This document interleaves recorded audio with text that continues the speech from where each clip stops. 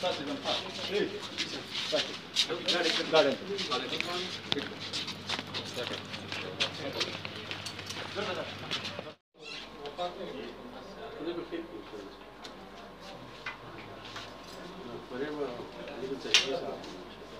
दिनों पे दर पे दो बड़े खौफनाक वाक़यात यहाँ पर रुनुमा हुए।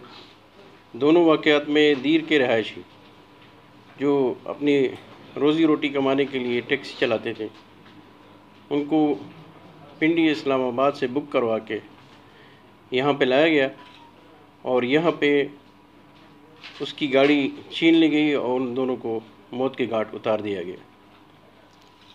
एक वाक़या 22/8/2019 को हुआ था और दूसरा वाक़या इस महीने की 19/9 को हुआ।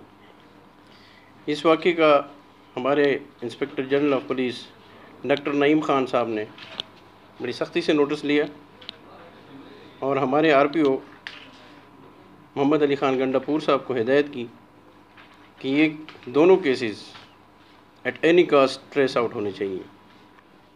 हमने ह्यूमन इंटेलिजेंस का सहारा भी लिया और टेक्निकल टीम के ज़रिए से जिन अहदाफ को हमने शॉर्ट लिस्ट किया, उसके बाद सर्विलेंस शुरू की और ऑपरेशनल टीम के ज़रिए से पकड़ दकड़ शुरू की। दोनों मुकदमात में, दोनों वारदातों में जो गाड़ियाँ छीनी गई थी वो दोनों गाड़ियाँ भी रिकवर हो गई और मुलज़मान दोनों के, एक वारदात के 5 और दूसरे के 6 वो गिरफ़्तार हुए। इनका तरीक़े वारदात मैं बताता चलूँ, ये ऐसा करते थे कि अपने ख़ानदान के नौजवान लड़कियों को साथ रख के ड्राइवर को बरगलाते थे और रास्ते में उसको अगवा करके गन पॉइंट पे उसको मौत को घाट उतार के गाड़ी छीन लेते थे।